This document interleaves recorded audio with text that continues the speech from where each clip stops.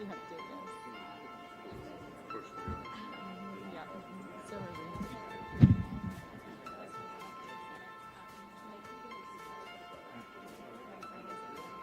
Have you done okay? But if I just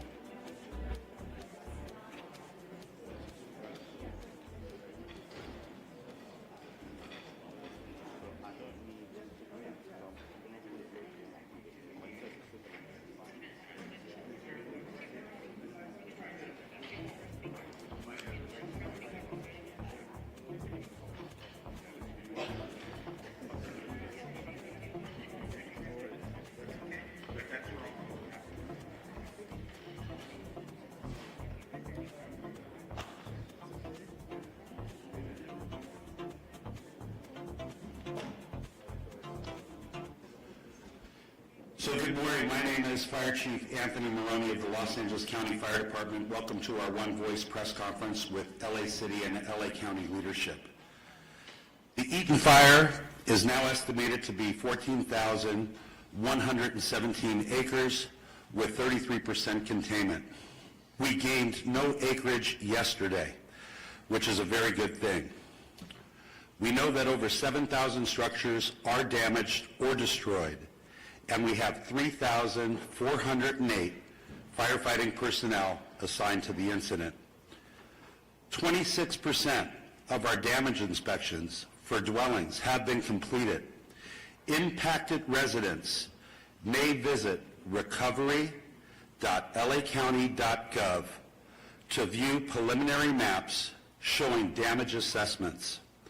Please note that the preliminary maps have been posted and are being updated daily.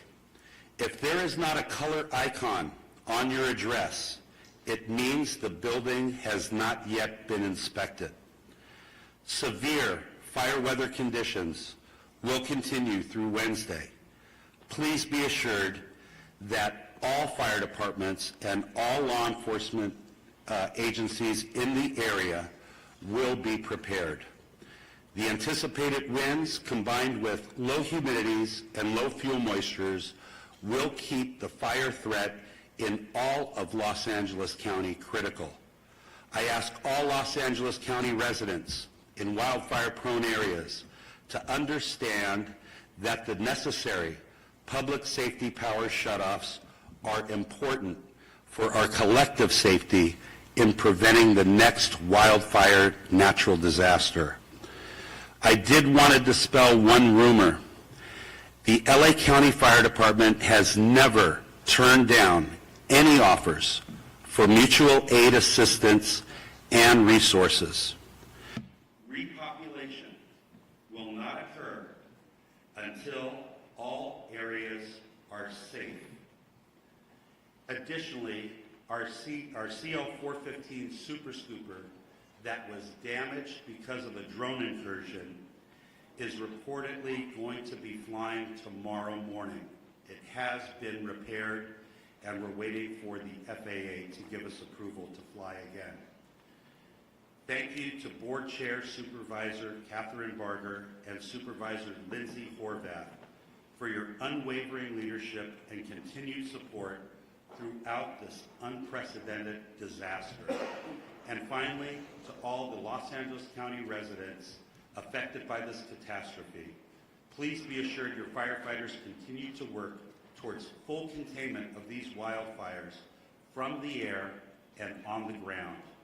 We stand alongside each of you as you begin the repopulation of evacuated areas when safe and the rebuilding of your homes, your communities, and your lives.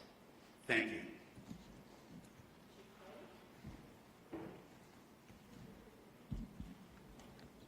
Good morning, everyone. Kristen Crowley, Los Angeles City Fire Department Fire Chief.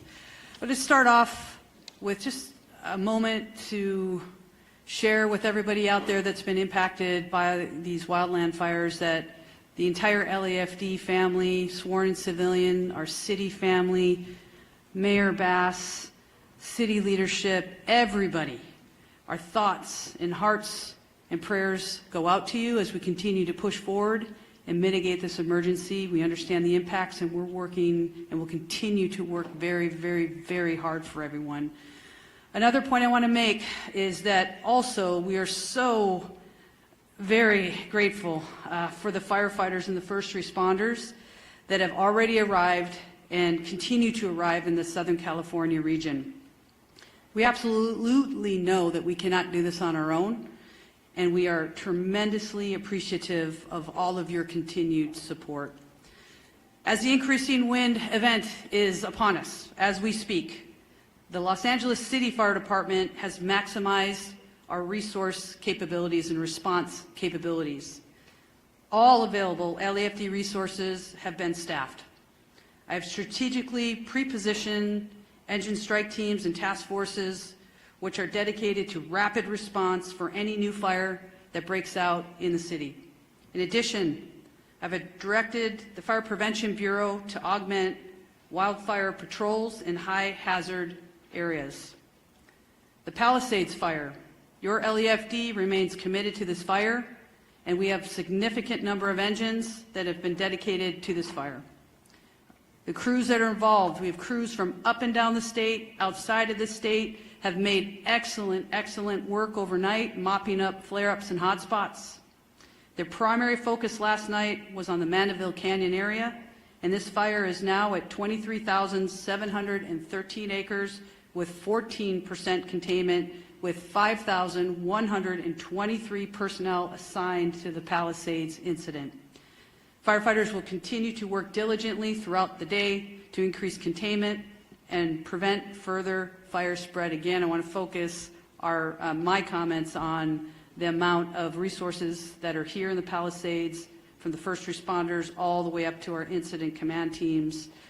Again, we're going to keep working really hard for you. Just a brief comment on the Hearst fire.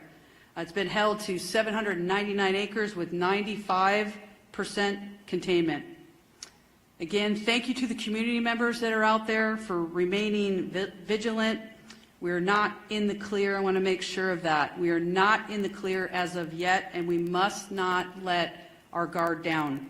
As we have right now extreme fire behavior, and we need to make sure that the community is staying updated with the most information, updated information as well. Follow all evacuation warnings and orders without delay. And please stay safe. I would now like to introduce our next speaker, and that is Sheriff Luna. Thank you.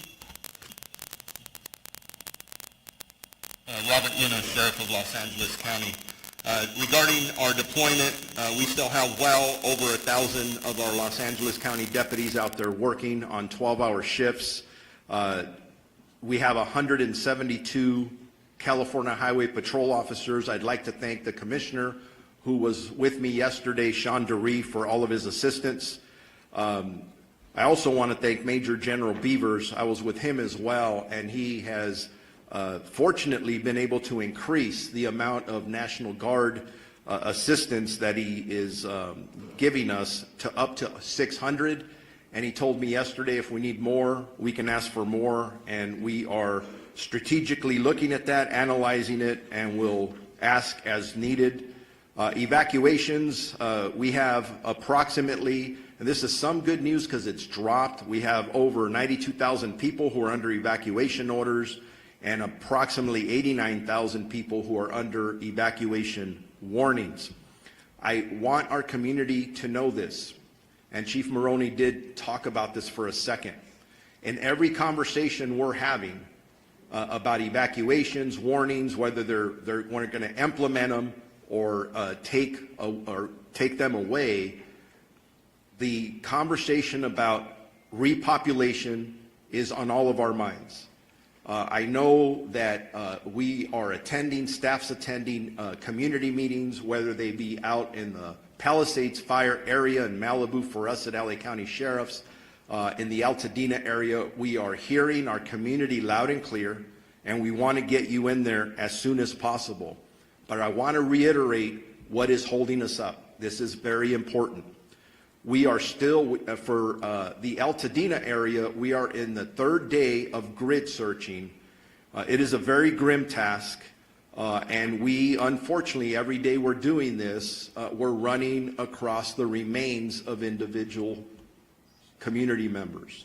That is not easy work, very sad to report, and I believe that work is not only going to continue, but I believe will continue to find remains. So please be patient with us. People are saying, I just want to go look at my house and I want to see what's left.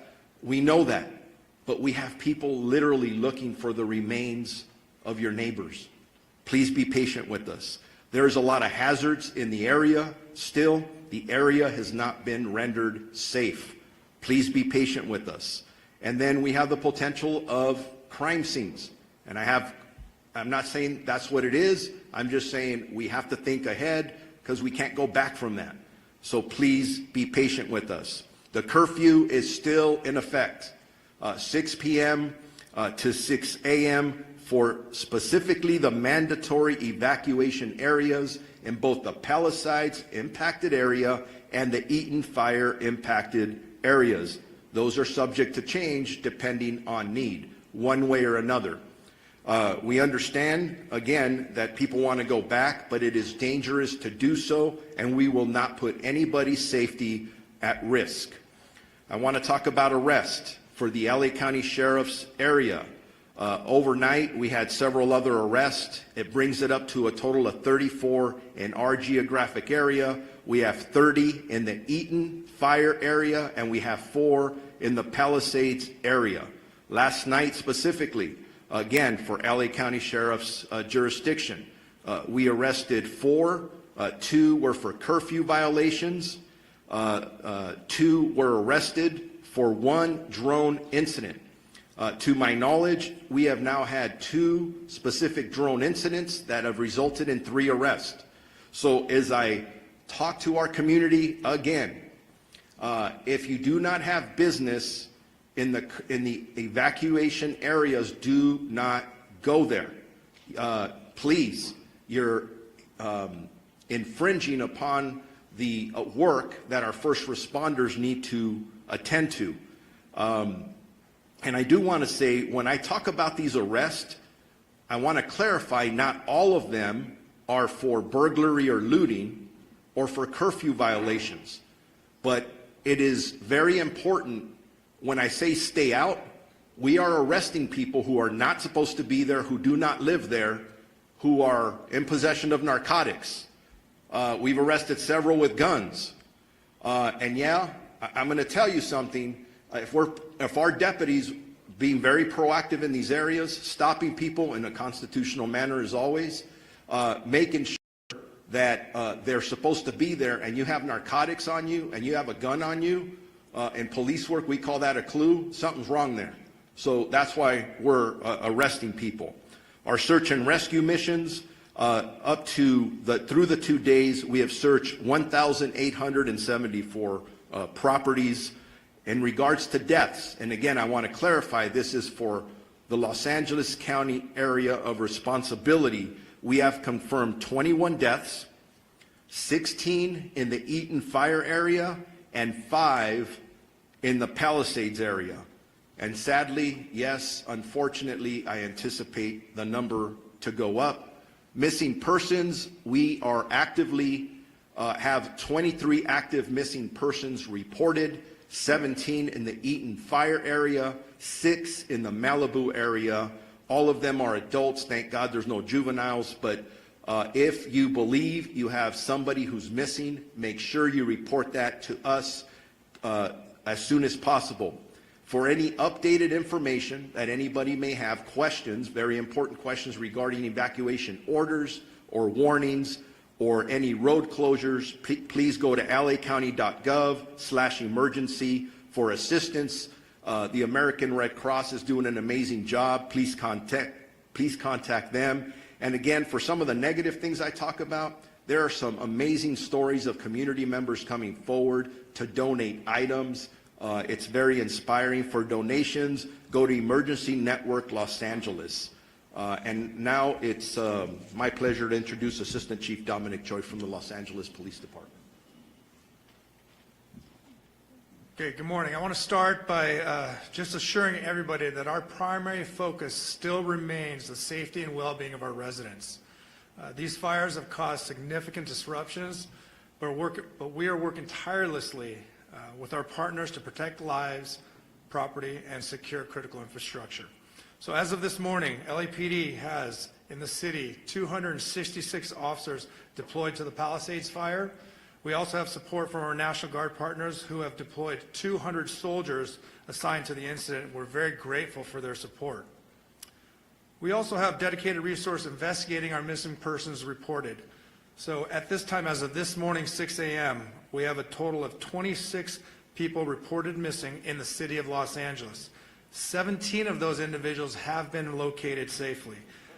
9 of the 9 remaining, 2 most likely were found in the fires deceased, but they haven't been positively identified by a coroner's office yet, so those are still waiting to be identified. One individual, we believe, is located safely in a shelter, but that person, we're waiting for confirmation on that. There are 6 that remain unaccounted for, and we're diligently trying to identify and locate these people. So in total, in the city of Los Angeles, since Tuesday when these fires occurred, we have 3 fatalities. Again, 2 were found in the fires, and 1 was a burn victim that was transported earlier this week to a hospital. That person later passed away. If you want to make a missing persons report, you can do so either in person or over the phone. You can call any one of our 21 geographic stations and make that report, or you can call our missing persons investigation unit directly. I'm going to give you the number. It's 213-996-1800 and select option 3. That telephone is manned 24 hours a day currently. As of this morning, the city of Los Angeles, related to the fires, has a total of 14 arrests, 3 for curfew, 1 for impersonating a firefighter, 1 for possession of burglary tools, 4 for burglary, 1 for DUI, 1 for felony vandalism, and 3 for shoplifting. As the sheriff just mentioned, it's not just for looting or burglary that you're going to jail or curfew. If you're in the area, you don't belong in the area, you will be stopped and questioned, and whatever crime is being committed, you will be held accountable for that. So please stay away from these evacuation areas. Regarding escorts, we talked about this a little bit yesterday, but we tried to be compassionate and put together a team to escort residents to their homes to either retrieve small pets or their medication. But that line became exceedingly large, and it was causing more problems than solutions. We have halted this escort service for the safety of everyone involved. Currently, we don't have any timeline of when we're going to open up that service, if at all. So please be patient with us. We know you are waiting. If you are still waiting at any of these checkpoints to be let in or escorted, please do not wait there. You will not be let in or allowed to have an escort at this time. Also, another important reason for stopping these escorts is because we have search operations beginning. Over the next 48 hours, we'll be working alongside LAFD Search and Rescue, our ATF partners, as well as the LA County Coroner's Office throughout the burn areas, giving priority to those people that are reported missing in these burn areas. From there, grid search will take place that could result in crime scene preservation and then recovery of remains. We hope that the high volume of resources dedicated to this effort will expedite the process. And as many of you know, the dry conditions and winds increasing, it's possible that evacuation orders may increase. I know overnight we saw some of the evacuation orders turn into warnings, but we can absolutely see some of these areas increase to mandatory evacuations again. So we urge you, please heed these orders. It can save your life. And as we also previously mentioned, identifying the cause of these fires is critically important to all of us. In conjunction with our partners and led by ATF, we have created a Los Angeles Regional Wildlife Investigative Task Force. And while their work is still in the early stages, we're committed to identifying the cause and origin of these fires, and we're also committed to holding anyone who's responsible for these fires accountable. And to further protect the residents of Los Angeles, in the city, our curfew is also still in effect from 6 p.m. to 6 a.m. In short, if you don't belong there, don't be there. In closing, I want to reiterate that our department and all of us standing here this morning are with you. I want to express my deepest gratitude to the firefighters, our fellow law enforcement partners, and volunteers who are putting themselves in harm's way to protect our communities and help people recover. Their bravery and dedication are truly inspirational. We are also grateful for the patience and cooperation of our residents during this difficult time. We know this is not easy. Thank you and be safe. At this time, I'd like to introduce Los Angeles County District Attorney Nathan Hochman.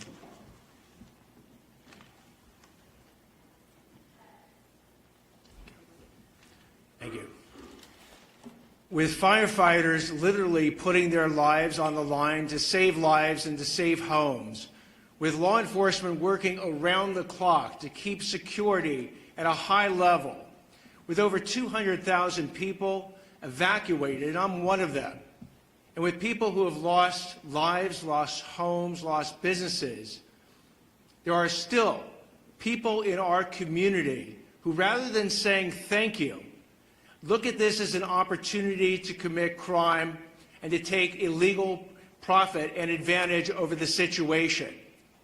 We've seen this come up, and you've heard law enforcement describe the arrests that have been made, whether those arrests are for looting, burglary, grand theft, whether those arrests are for arson, whether those arrests will eventually be for price gouging, because we have been seeing price gouging with hotels, people offering residences well above the 10% addition that they can charge.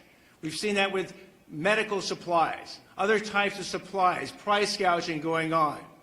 So the criminals have decided that this is an opportunity, and I'm here to tell you that this is not an opportunity. You will be arrested, you will be prosecuted, and you will be punished to the full extent of the law. At 2 p.m. today, we'll be holding a press conference to announce the first charges in a looting case and the first charges in an arson case. This is not an arson case tied to the major fires. It was an arson case that was done on the side, in essence. You will hear that these people who've committed these crimes are facing very significant sentences. I am working with over 750 deputy district attorneys and in the entire law enforcement community to bring these people who are despicable and disgraceful to justice.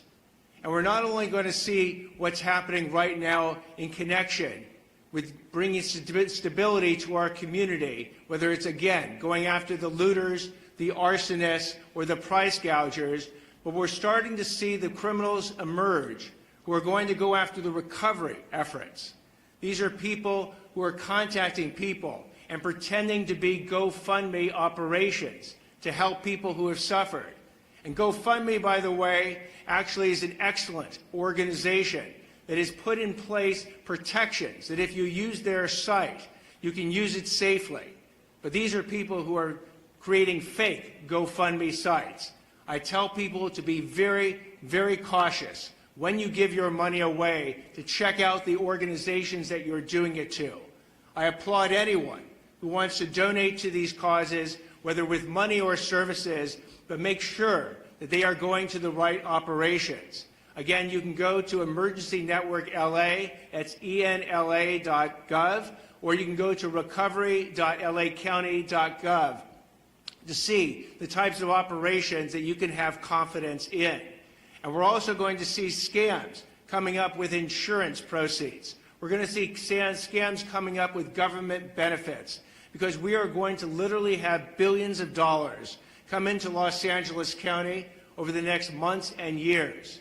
And for the criminals who view this as an opportunity, let me again give you this warning, an absolutely unmistakably clear warning, that if you go ahead and you want to rip off people and the system and governments that are trying to help the people who have suffered from these tragedies, you will be arrested, you will be prosecuted, and we will seek maximum punishment against you. I hope that we'll have the opportunity to tell you at a later point that this warning has been heeded, that deterrence works. Because if we are going to actually have the stability and the rebuild, it's going to be based on everyone contributing. But for those who don't want to heed this message, the warning has been cast out there, and the warning will actually have teeth behind it. I'd now like to introduce Los Angeles Board of Supervisors Chair Catherine Barger. Thank you. As I discussed yesterday, FEMA relief is essential to getting our impacted residents back on their feet. Today and yesterday, FEMA staff have been at 7 county libraries, plus the Alhambra Library, providing support to individuals who are seeking FEMA relief.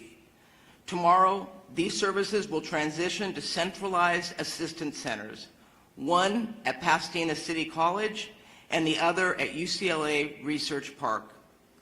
These centers will be in-person venues where all impacted individuals can receive direct support for FEMA's assistant program, which helps residents access lodging, essential items, and other large financial needs. You can visit recovery.lacounty.gov for all the details. And I would encourage everyone listening to go to one of these sites, because I was at Pasadena Convention Center. I know Supervisor Sleece, you were as well, represent. But people are looking for an opportunity. At these recovery centers, you will have legitimate government officials who are going to work with you to make sure you receive the benefits you deserve. I want to thank FEMA for their continued support for our impacted residents. Our residents need this support to begin rebuilding, and believe me, after last night's meeting that I attended with my constituents, they are desperate. So many residents I've heard from, especially those without insurance, are concerned they won't receive enough assistance to rebuild their lives. On top of FEMA assistance, I'm going to be advocating for innovative loan and housing solutions to bring people back to their communities. People need help, and they need to know what kind of support they're going to receive.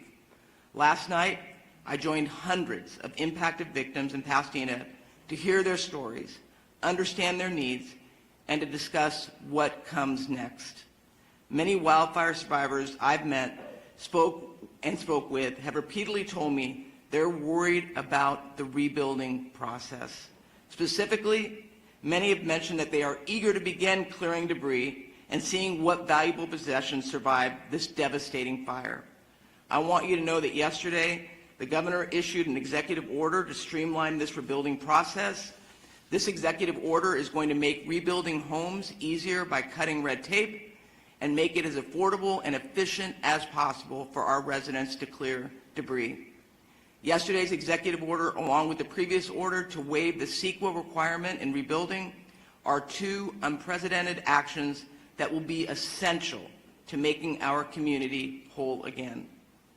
I know that our wildfire survivors want nothing more than to begin the rebuilding process, and it is our job in government to get out of the way.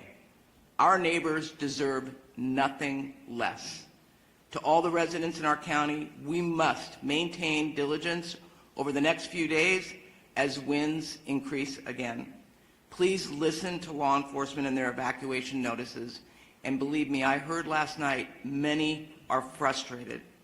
These next few days are crucial in our fighting of the existing fires and also preventing any new fires. Thank you for taking it seriously. I'd now like to introduce LA City Mayor Karen Bass. Thank you, Supervisor.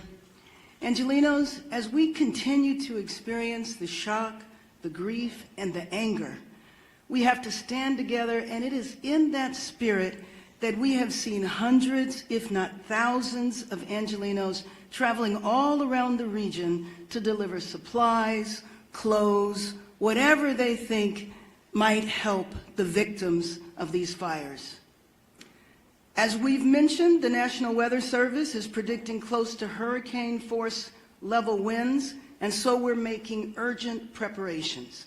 My top priority and the priority of everyone else is to do everything we can to protect lives. As these winds approach, LA City firefighters and firefighters from across the county, state, and nation, and even overseas, are in a proactive and strategic posture to save lives. Firefighting resources from LAFD and fire departments from all over are positioned in strategic holding locations. DWP is deploying water tankers to augment water supply for firefighters. The emergency operations centers remain activated at the highest level to rapidly coordinate emergency response. As we prepare for more wind, we're also urgently working to provide people with much-needed resources.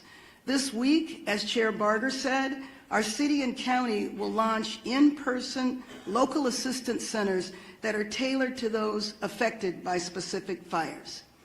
These local assistance centers is for Angelenos impacted by the Palisades and Hearst fires, and they will open at the UCLA Research Park, which was formerly known as the West Side Pavilion. It will operate from 9 a.m. to 8 p.m., 7 days a week. These centers will help people who have lost vital records like birth certificates, driver's license, social security documentation. They will help people who've lost their homes or businesses apply for disaster relief loans, and they will provide referrals for mental health counseling and other services. We anticipate that there will be representation for over 20 city departments. There will be representatives from the state and federal departments and agencies. Later today, we are also going to be releasing policies on the city level that will help with the rebuilding process. So as we continue to go through these next few days where the fires are still a serious threat, we also want to begin to help people put their lives back together and to prepare to rebuild our city. I also want to again remind Angelenos that lacity.gov is now a one-stop shop for assistance for those who are impacted and a place to help Angelenos find a way to get involved. As the winds pick up, please stay safe. Please heed the call to evacuate should you receive that. And remember to heed all public safety guidance. Thank you. I'm Lindsay Horvath, Supervisor for the 3rd District of Los Angeles County. The latest Palisades fire updates, as you've heard, more than 23,000 acres have been impacted by this fire, and it is 14% contained. We have over 5,100 personnel, including 44 helicopters and 540 engines. The fire continues to hold along Mandeville Canyon, and we are grateful for our first responders and all those on the front lines fighting in this area. We know it is critical, and you are doing a great job. We've also made significant progress in Topanga Oaks, Sylvia Park, Temescal Ridge, to Mulholland. All of these areas have been under threat, and we are continuing to hold. Santa Monica has lifted their evacuation orders and downgraded to warnings in North San Vicente, moving from order to warning at 8 a.m. today. All of the warning areas have been lifted. A particularly dangerous situation has been issued. Strongest winds from Tuesday morning until Wednesday. We strongly encourage caution and vigilance. This is the weather prediction that the National Weather Service had going into last week's event. So these conditions are significant, they are serious, and we need you to follow all orders. All Santa Monica Malibu United School District schools will remain closed today. All Santa Monica campuses, except for Roosevelt Elementary, will be open. All LAUSD schools will be open today, except Canyon Charter Elementary, Kenter Canyon Charter Elementary, Palisades Charter Elementary, Marquez Charter Elementary, Topanga Charter Elementary, Lanai Road Elementary, and Paul Revere Middle School. Our Department of Mental Health has resources for how to speak with our young people about wildfires at dmh.lacounty.gov. We need to support our children in this time and make sure they're able to talk about this tragedy. Our DMH helpline is 800-854-7771. Metro fares continue to be suspended for as long as conditions remain the same. We thank our chair of the Metro Board, Janice Hahn, and our CEO, Stephanie Wiggins, for their assistance. Palisades Post Office has been relocated to Rancho Park Post Office. Residents can pick up their mail at 11270 Exposition Boulevard on the first floor. Recovery.lacounty.gov has launched. You can find initial damage assessments as well as maps to indicate your property location and status, comprehensive list of county resources by department, federal, state, local, and nonprofit emergency assistance. Once again, that website is recovery.lacounty.gov. Our Department of Economic Opportunities East LA Entrepreneur Center and America's Job Centers of California open today as well to support impacted workers as well as small businesses. As far as public health updates, the air quality smoke advisory continues through next week. Please wear N95 masks outdoors. Fine particulates are airborne even in areas not impacted by the fires, especially children and older adults, especially those with serious health complications, are particularly at risk. LA County Department of Public Health is providing N95 masks at all evacuation shelters and to community-based organizations. When you are at home, please close your windows and doors, run the air conditioning or air purifiers if you have them, and check your filters regularly. In your car, close the windows and vents, turn your air conditioning on to recirculate. Do not, in any way, use leaf blowers or other actions that will push ash into the air. Follow all drinking water advisories, and due to ocean contamination, avoid the following beaches: Malibu Point at Surfrider Beach, Solstice Creek at Dan Blocker County Beach, and Inner Cabrillo Beach in San Pedro. To stay informed about the latest emergency orders, you can go to emergency.lacounty.gov. And I want to once again thank all of those who are on the front lines, keeping us safe through this very difficult time. All of our volunteers who have kicked into action to ensure that our community members are supported. And I also want to thank our governor for an additional executive order in addition to the one that he issued yesterday to expedite debris removal and to reduce the risk of mudslides. As we know, rain is predicted starting next week, and these complicated conditions may only worsen. We thank him for his foresight and his partnership. Helen Chavez, Communications Director for Chair Catherine Barger. Chair Barger recognizes and thanks the following elected representatives for joining us this morning and for their ongoing support during this emergency.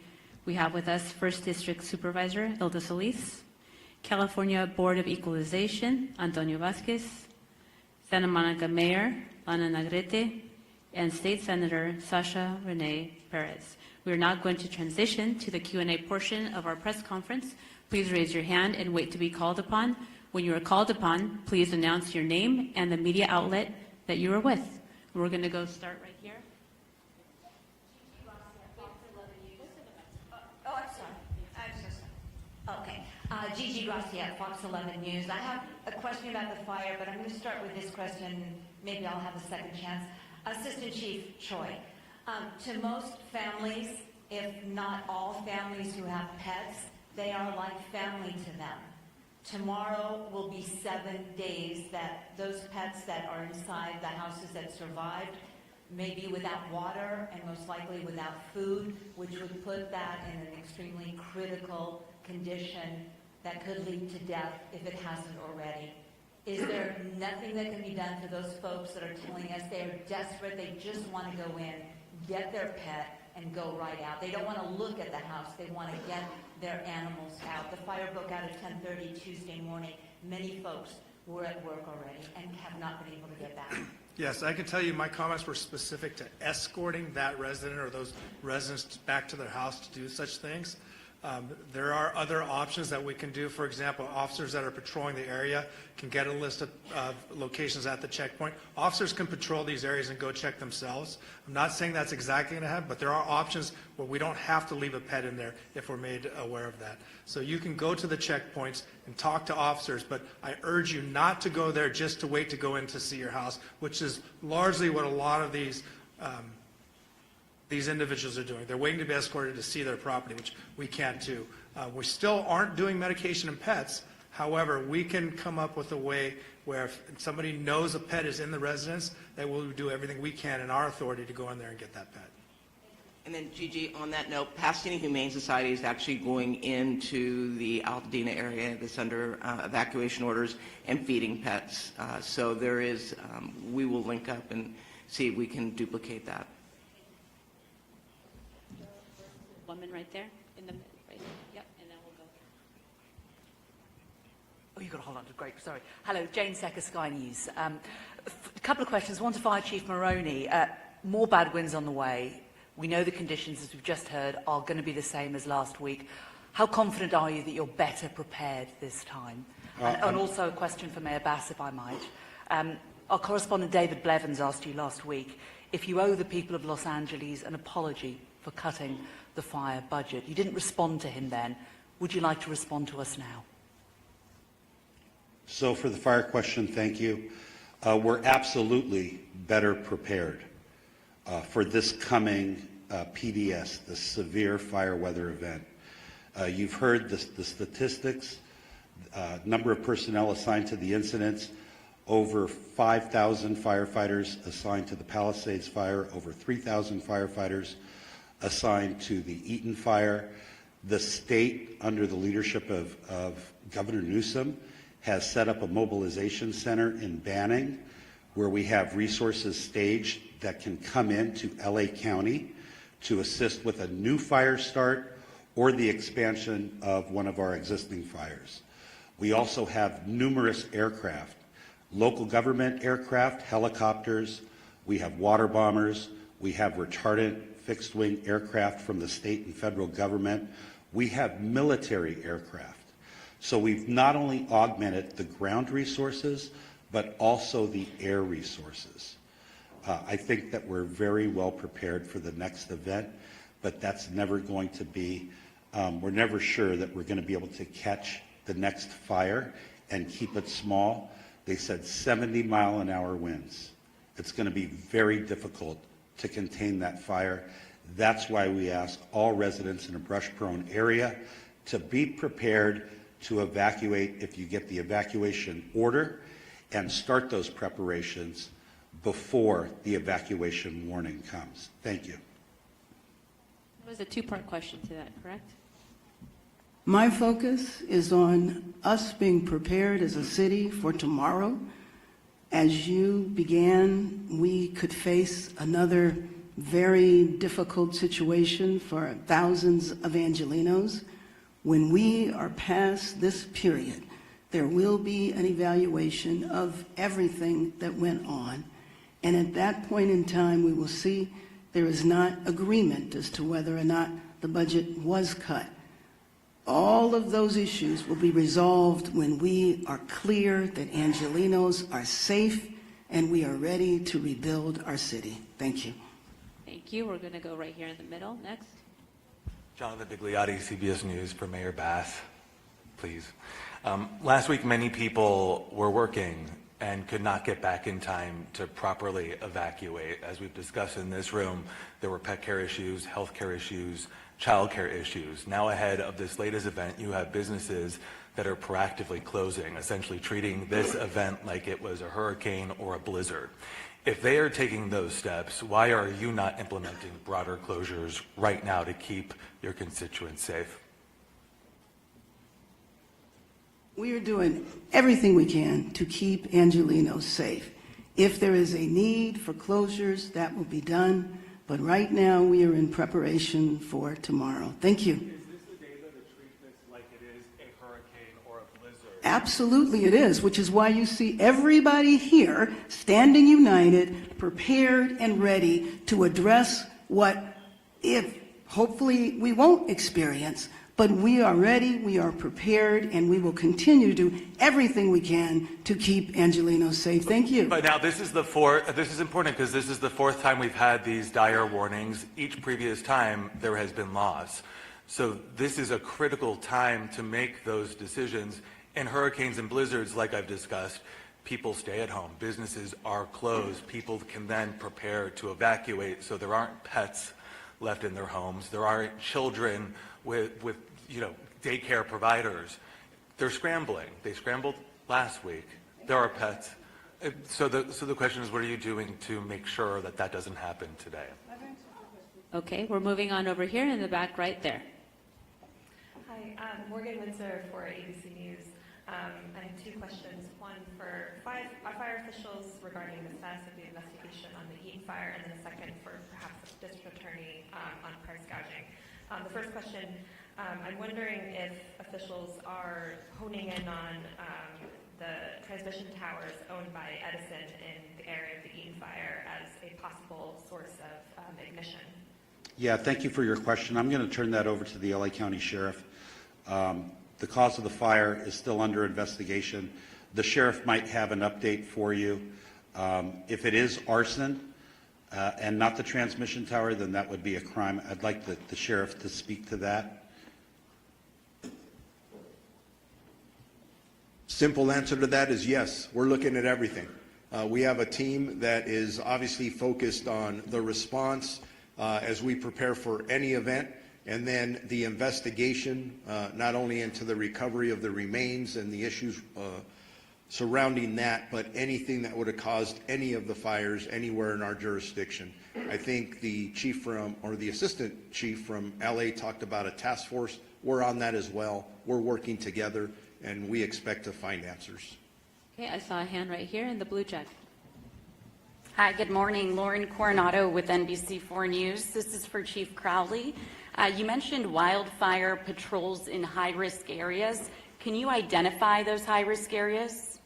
Sure. So, and that's that lean forward posture as we're looking to do everything in our power to ensure that we maximize our efforts with the resources that we have, which this whole patrol, we're utilizing fire inspectors. So with that, we're going to be patrolling, taking a proactive approach. Anywhere where there's any wildland risk is where we're going to be patrolling. It's just extra set of eyes, ears. We can also help the community with questions, and that's really important. The community also knows that the city, the fire department is leaning forward. We're utilizing the resources that we have. So to answer your question very specifically, it's anywhere where it's in the wildland area. That's where we're going to be putting our patrols out. Thank you. Thank you very much. I have one more question. Sorry, I should have asked right off the bat. For any fire official, I understand there's better air resources this time around, military equipped. With these high winds, I know a big issue is that they weren't able to be utilized because of the high winds. When we're talking military equipped, does that change things? Can you do those aerial attacks with these kind of aircraft? It's not going to change it. So we still have wind cutoff speeds for fixed-wing retardant tankers, water bombers, and helicopters. The helicopters that we have at LA County Fire are military helicopters. They're patterned after the Black Hawk. And still we do have wind cutoff speeds, not only for the safety of the helicopter, but what happens as the wind speeds increase, the effectiveness of the water drops or retardant drops is affected. And the minute that aerial firefighting resources are no longer efficient or effective or safe, we have to ground them. That's the unfortunate truth, but we do have a lot of people on the ground that can still fight the fire. You saw our firefighters, 100-mile-an-hour winds, Eaton Canyon, and Altadena that kept fighting the fire even in those strong winds. Thank you. Thank you. We're going to go over here, and then we'll go over here. Thank you. This is Dave Zonizer at the Los Angeles Times. I was wondering if you could go sort of fire by fire and tell you where you are on determining the origin. Are you guys looking at whether or not New Year's Eve fireworks might have been a trigger for the Palisades fire with something then flaring up later? I know you mentioned the Eaton Canyon fire, but can you tell us, for example, is arson being viewed definitely as the cause of the Sunset fire? Could somebody just walk us through each of them? Yeah, I mean, I could talk about, so right now we have the task force that is robust, that is, they're identifying cause and origin for each of these separate fires. There's so many of them. None have been ruled out of arson. They're ongoing investigations, but also the Palisades fire specifically, since that's the one that's still rampant in the city of Los Angeles, there's been no definitive determination that it is arson at this point, but we're looking at every angle. Anything more specific? It's an ongoing investigation. If I could, I would. I don't have the answer for you. Understood. Thank you. We're going to go right here. Hi, this is Kate Cagle from Spectrum News 1. I have two questions. One for Fire Chief Maroney. Is there a definite threshold for wind speed when those aerial drops have to stop? Like, is 70 miles an hour that threshold? And then my other question is, given how dense some of these neighborhoods are where we've seen orders and warnings, I mean, all the way to Wilshire and Santa Monica last week, we've seen gridlock when people are trying to all get out at once. Have you guys worked on addressing that issue if people do have to evacuate tonight from an extremely dense area like we saw with the Sunset Fire? Folks just couldn't get out because traffic was jammed. How do you address that? Yeah, so to answer the first part of your question, there is a specific threshold. And I don't remember what that threshold is, although I used to work at air operations. 30 to 40 miles an hour is beginning, I believe, to be that threshold. I'll see if our CAL FIRE partner from the state of California remembers what that threshold is for helicopters and fixed-wing air tankers. Please say your name and your... Good morning, Jerry Magana with CAL FIRE representing the incident management team. So with the specific aircraft, they all have a different limitation. The problem is when you have sustained winds, over 40 miles an hour is the issue. The problem is the gusts. So the gusts peak and the aircraft limitations or capabilities are then limited based on approach and departures, as well as Chief mentioned, the drop accuracy. So each aircraft will have that limitation based on the manufacturer's recommendation, and then as far as the safety component, usually the limiting factor is gusts over 30 miles an hour, but the sustained winds, anything over 40, is pretty much going to ground most aircraft. So again, each one of those aircraft have those specific limitations, but as an overall general rule, safety rule, the gusts is what is the issue, and this is what the gusts that we've been having. Thank you. Can you restate, please, your name and spelling? Yes, Jerry Magana, Gerry. Last name is Magana, Magana, representing the CAL FIRE incident management teams. Thank you. Thank you so much. We have two last questions. There's a clarification over here. I'd like to answer the second part of the question regarding community congestion and people leaving all at once under the evacuation order. We really want residents in LA County to be prepared. If you don't have a wildfire evacuation plan for your family and your home, please make one today. Visit www.fire.lacounty.gov/RSG. That stands for Ready, Set, Go. I would recommend, in an abundance of caution, if you get an alert on your telephone for an evacuation warning, leave then. Don't wait for the order, because we know from experience that if you wait for the order, you might get caught up in the congestion that you referenced. And please do not silence the emergency alerts on your telephone. If we send out an alert at 3 a.m. on Tuesday night or Wednesday morning, when you're sleeping, we want you to wake up and evacuate. We know we had some issues earlier, but please do not turn off those wireless emergency alerts on your telephone. Accurate?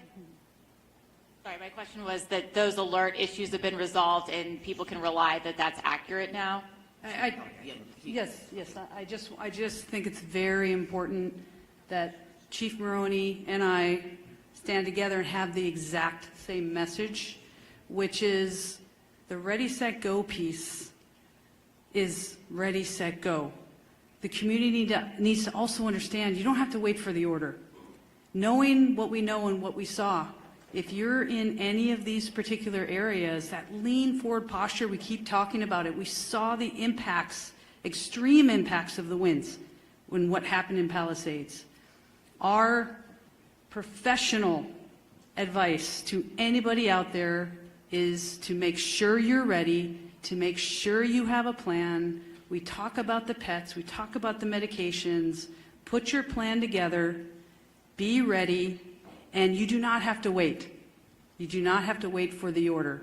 And I think it's really, really important that everybody hears what Chief Maroney and I are saying. And in fact, the rest of the region, the rest of the fire chiefs are saying the same thing. Thank you. Kevin, you were going to address the alert issues? Kevin McGowan, Director with the LA County Office of Emergency Management. In partnership with the state, we have the wireless emergency alert system ready to go with a state partnership. Thank you. And we are at time. We will have one-on-one interviews. If you have any unresolved or unanswered questions, Please approach to the front and we will connect you to the appropriate speaker. Thank you for today.